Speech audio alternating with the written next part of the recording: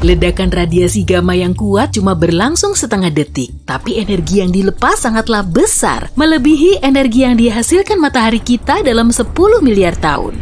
Ledakan singkat ini menerangi seluruh langit, lalu cahaya itu berubah menjadi cahaya yang jauh lebih lembut dan lebih tahan lama.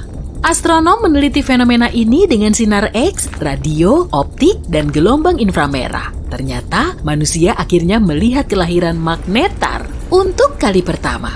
Magnetar ini mungkin terbentuk setelah dua bintang neutron bergabung. Fenomena ini menghasilkan kilonova, salah satu ledakan bintang paling terang dan paling besar. Cahayanya akhirnya mencapai planet kita pada 22 Mei tahun 2020 lalu.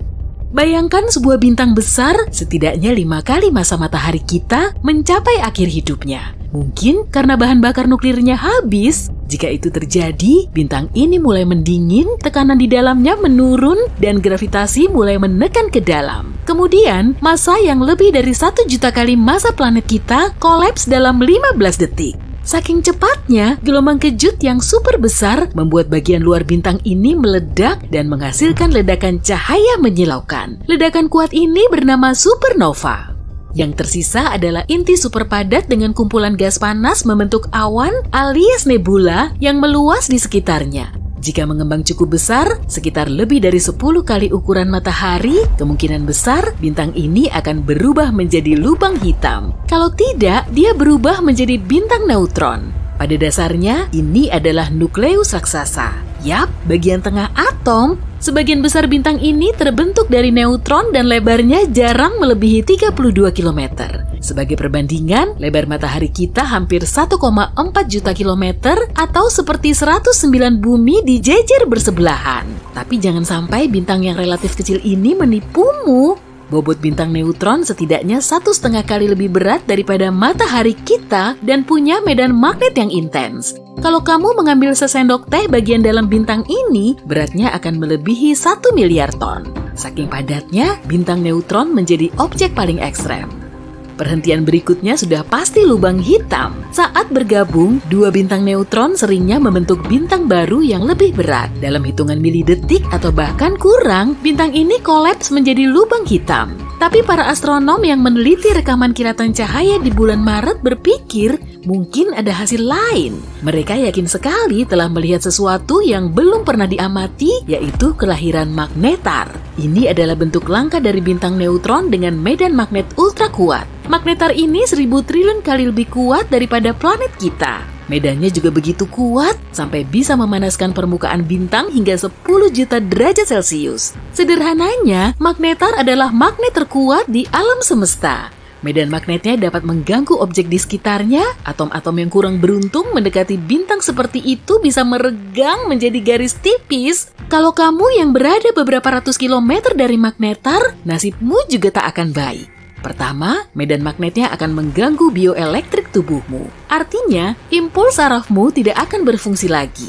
Bahkan, molekulmu akan berubah akibat pengaruh medan sang bintang. Pada akhirnya, kamu akan lenyap. Jika melayang dalam jarak 160.000 km dari planet kita, magnetar mampu menghapus semua data yang ada di tiap kartu kredit di dunia. Saat melihat foto yang diambil dari pesawat luar angkasa atau stasiun luar angkasa internasional yang menunjukkan objek diterangi matahari seperti bumi atau bulan, pasti terlihat ada yang aneh. Luar angkasa terlihat terlalu kosong. Tidak ada pemandangan indah dari langit malam yang penuh bintang. Pasti membosankan menatap bintang di luar angkasa karena langitnya selalu gelap. Pada siang hari, langit di planet asal kita berwarna biru karena difusi cahaya. Ini terjadi saat sinar matahari menembus atmosfer. Tapi kalau kamu di bulan atau di tempat lain di luar angkasa, takkan ada atmosfer untuk menyebarkan cahaya ini. Itu sebabnya langit di sana selalu tampak hitam. Tapi bukan berarti di luar sana tidak cerah. Kalau kamu melihat keluar jendela stasiun luar angkasa internasional, kamu akan melihat sinar matahari sebanyak yang kamu lihat dari jendela apartemen pada hari cerah. Bahkan mungkin lebih cerah. Saat mengambil foto di hari yang cerah, kamu mungkin menggunakan exposure pendek bersama pengaturan bukaan sempit di kameramu. Dengan begini, hanya semburan cahaya pendek yang bisa masuk. Ini mirip cara pupil kita berkontraksi di bawah sinar matahari supaya tidak harus menerima terlalu banyak cahaya. Dan karena di luar angkasa sama terangnya, prosesnya sama saat kamu memotret objek yang diterangi matahari. Dengan menggunakan eksposur pendek, kamu bisa mendapatkan foto bumi atau permukaan bulan yang indah dan terang. Tapi artinya, takkan ada bintang di fotomu. Dari atas sana, bintang-bintang relatif redup dan tidak memancarkan cukup cahaya untuk muncul di foto yang diambil dengan pengaturan seperti ini. Planet kita punya langit biru yang perlahan menjadi jingga kemerahan yang indah saat senja dan fajar. Tapi kalau kamu bisa mendapatkan kesempatan untuk melihat matahari terbenam di Mars, yang kamu lihat adalah sebaliknya. Langit siang berwarna jingga kecoklatan yang berubah kebiruan saat matahari terbenam. Pertama-tama, Mars lebih jauh dari matahari dibanding bumi.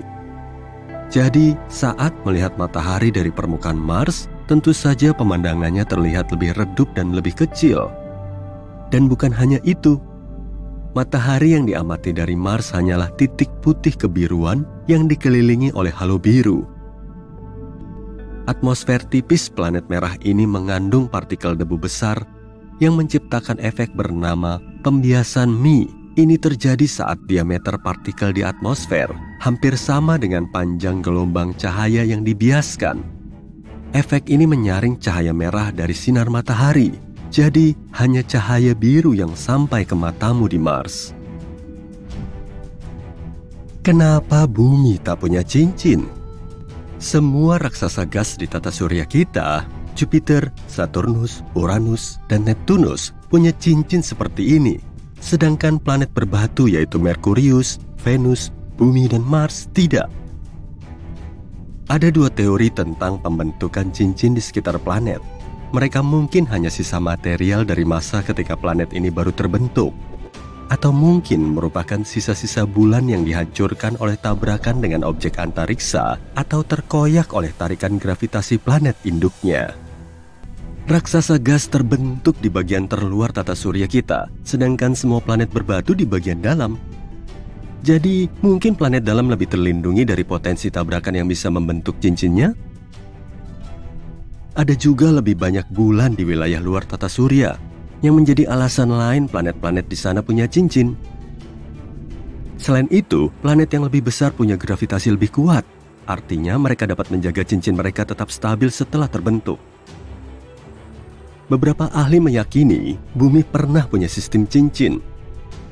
Sebuah objek seukuran Mars mungkin telah menabrak planet asal kita yang mungkin menciptakan cincin puing-puing padat di sekitarnya. Beberapa ilmuwan berpikir puing-puing ini tidak membentuk cincin, melainkan apa yang kini kita kenal sebagai bulan. Mungkin ada planet raksasa yang bersembunyi di tepi tata surya, jauh di luar Neptunus. Para ilmuwan menyebut dunia hipotetis misterius ini sebagai planet 9. Jika memang ada, bentuknya mungkin mirip Uranus atau Neptunus dan 10 kali lebih besar daripada planet asal kita. Ini kemungkinan akan mengelilingi matahari, tapi di bagian terluar tata surya, sekitar 20 kali lebih jauh dari Neptunus. Teori menarik lainnya mengatakan bahwa planet 9 sebenarnya bisa menjadi lubang hitam seukuran limau gedang yang melengkungkan ruang dengan cara sama seperti planet besar. Meski kita pernah mengira zat ini langka di luar angkasa, air sebenarnya ada di seluruh tata surya kita. Misalnya, kamu bisa menemukan di asteroid dan komet. Air juga ada di kawah bulan dan Merkurius. Kami belum tahu apakah ada cukup air untuk mendukung koloni manusia jika kita memutuskan pindah ke sana. Tapi kumpulan air seperti ini pasti ada di sana. Mars juga punya air di kutubnya. Sebagian besar tersembunyi di lapisan es dan mungkin di bawah permukaan planet yang berdebu. Europa, bulan Jupiter, juga punya air. Ini kandidat paling mungkin untuk menampung kehidupan di luar bumi. Mungkin ada lautan air cair di bawah permukaannya yang beku. Europa mungkin mengandung air 2 kali lebih banyak dari gabungan semua lautan di bumi. Neptunus ternyata hangat. Meski jaraknya 30 kali lebih jauh dari matahari dibanding planet kita dan menerima lebih sedikit sinar matahari, Neptunus memancarkan lebih banyak panas daripada yang didapatnya. Neptunus juga punya aktivitas jauh lebih banyak di atmosfernya, terutama jika kamu membandingkannya dengan tetangganya, Uranus. Kedua planet ini memancarkan jumlah panas yang sama, meski Uranus jauh lebih dekat ke matahari dan tak ada yang tahu penyebabnya. Neptunus punya angin kencang yang mencapai kecepatan 2.400 km per jam. Bisakah mereka menghasilkan panas ini? Atau mungkin karena inti planet atau gaya gravitasinya? Ada lubang hitam besar yang meluncur di luar angkasa dengan kecepatan 8 juta km per jam. Para ilmuwan menemukannya menggunakan teleskop luar angkasa Hubble. Mereka meyakini beratnya setara 1 miliar matahari. Itu seharusnya berada di pusat galaksi rumahnya, tapi sejumlah gaya gravitasi mendorongnya. Pada satu titik, lubang hitam ini melepaskan diri dari galaksinya dan terus menjelajahi alam semesta. Untungnya, itu masih 8 miliar tahun lagi.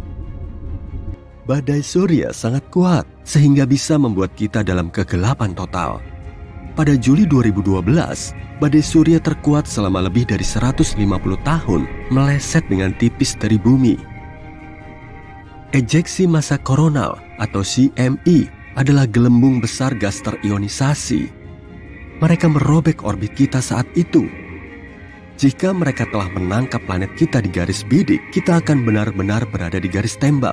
Kita akan menghadapi materi matahari yang meluncur ke bumi, merusak komputer, dan menyebabkan pemadaman listrik yang akan berlangsung berbulan-bulan. Badai surya yang mengejutkan menghantam kita pada 25 Juni 2022. Seorang fotografer berhasil menangkap aurora Betelgeuse termasuk bintang raksasa merah. Bola plasma panas ini menjadi salah satu bintang terbesar sekaligus paling terang di galaksi kita. Ukurannya sekitar 500 kali lebih besar dari matahari, tapi bintang ini berdenyut, membesar, dan mengecil. Bahkan di puncak prosesnya, Betelgeuse bisa 800 kali lebih besar dari ukuran rata-ratanya. Kalau bintang ini diibaratkan sebagai ember, maka 300 jutaan matahari akan muat dimasukin ke dalamnya meskipun bobotnya cuma 17 kali lebih berat. Dan bumi kita berjarak sekitar 500 tahun cahaya dari sini. Oke sip, kita luncurin dulu pesawat luar angkasa tercanggih kita untuk terbang ke Betelgeuse. Dalam hitungan detik, kita sudah menempuh jarak sejauh 390.000 km menuju bulan atau setara dengan 9,5 kali keliling bumi. Pesawat yang ditenagai roket biasa akan sampai di sini setelah 3 hari. Kita sudah di dekat Mars nih. Penerbangan ke planet merah biasanya ditempuh selama 7 bulan. Sejumlah rover tengah melakukan pengamatan di permukaannya. Ada juga helikopter tanpa awak pertama, Ingenuity. Permukaan Mars 3 kali lebih kecil dari bumi, bobotnya juga 10 kali lebih ringan. Sebagian orang sedang mengupayakan koloni manusia di Mars dalam waktu dekat. Di luar Mars, kita perlu sering menghindar dan menangkis batu luar angkasa, tepatnya di sabuk asteroid. Di sini banyak serpihan dan objek luar angkasa dengan segala rupa dan bentuknya. Yang terbesar bernama Ceres, permukaannya sedikit lebih luas dari Argentina dan bobotnya sekitar 1%-nya bulan. Berat seisi sabuk asteroid kurang lebih 25 kali lebih ringan dari bulan. Selanjutnya, kita sampai di raksasa gas Jupiter dan Saturnus. Ukuran keduanya paling besar di seluruh tata surya kita. Bobotnya juga paling berat meski permukaannya nggak berwujud padat. Lalu, kita melewati Uranus dan Neptunus atau yang biasa kita kenal sebagai raksasa es. Di sisi luar tata surya kita ada si mungil Pluto, tapi sekarang statusnya udah tercoret dari kakak tata surya. Wah, kita udah menempuh jarak 7 miliar kilometer dari bumi. Probe New Horizons perlu terbang selama 9 tahun loh agar sampai di sini.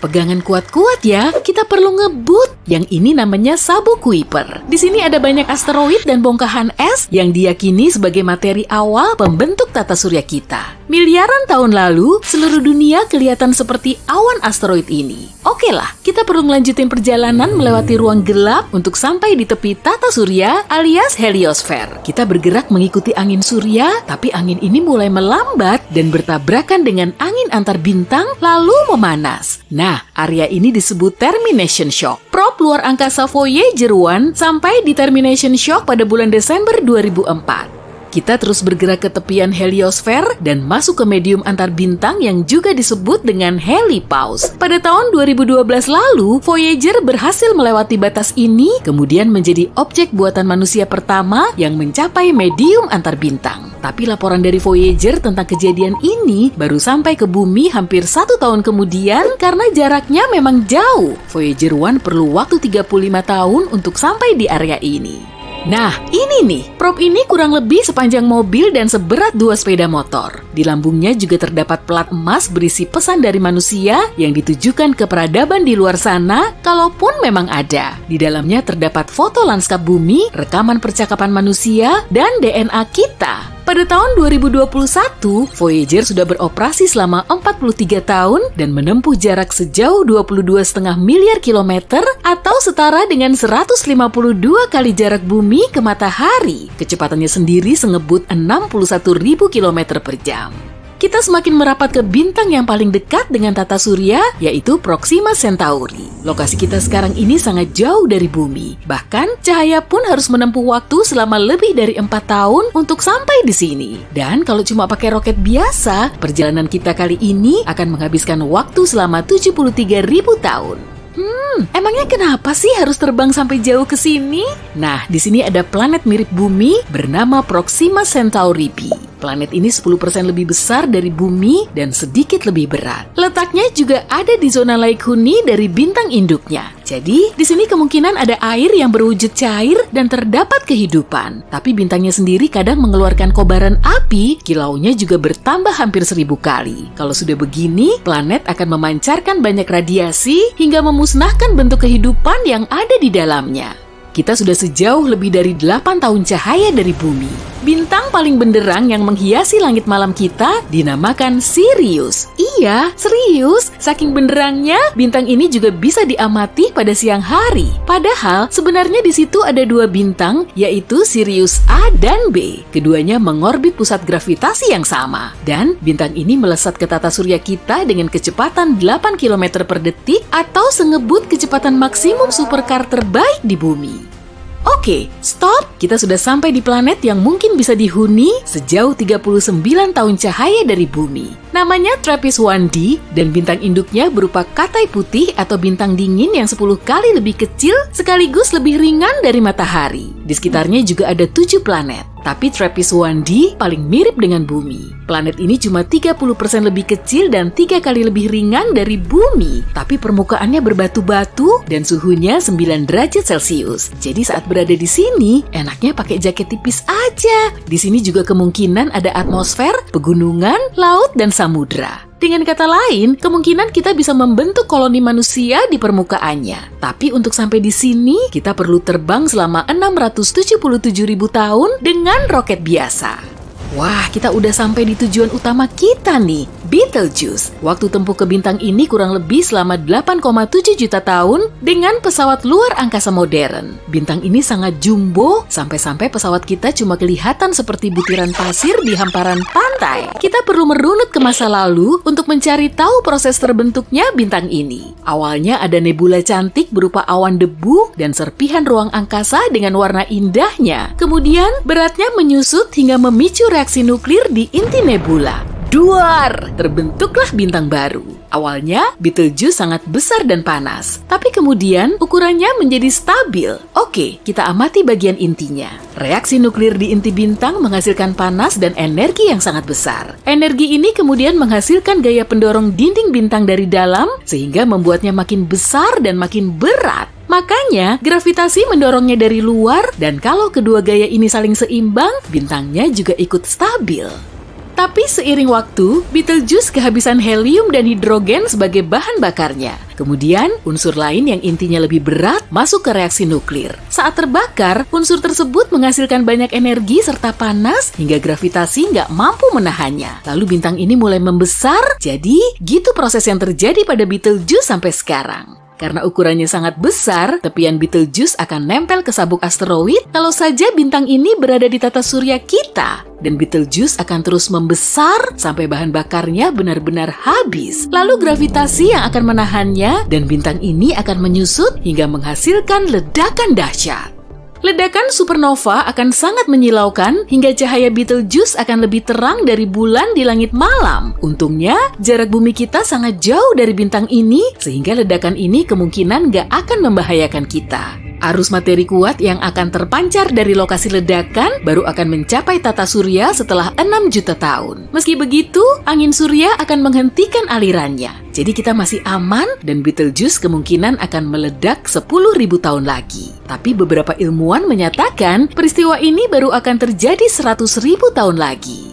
Tapi sebelum Betelgeuse meledak, kemungkinan akan ada fenomena menarik lain. Gravitasi akan menekan inti bintang yang besar dengan kekuatan dahsyat sehingga terbentuk lubang hitam. Lubang hitam merupakan objek paling berat di alam semesta kita. Dan gaya gravitasinya sangat kuat, cahaya pun gak bisa lolos dari jeratannya. Lubang hitam Betelgeuse akan mulai melahap debu kosmik dan sisa-sisa bintang. Semua puing dan cahaya dari bintang lain akan membeku di dekat horizon peristiwa lubang hitam ini. Dan untuk pertama kalinya dalam sejarah, kita akan bisa menyaksikan kelahiran objek misterius ini. Tapi kenyataannya, Betelgeuse terlalu ringan, jadi kemungkinan besar bintang ini akan menjadi katai putih yang perlahan pudar hingga nggak terlihat lagi.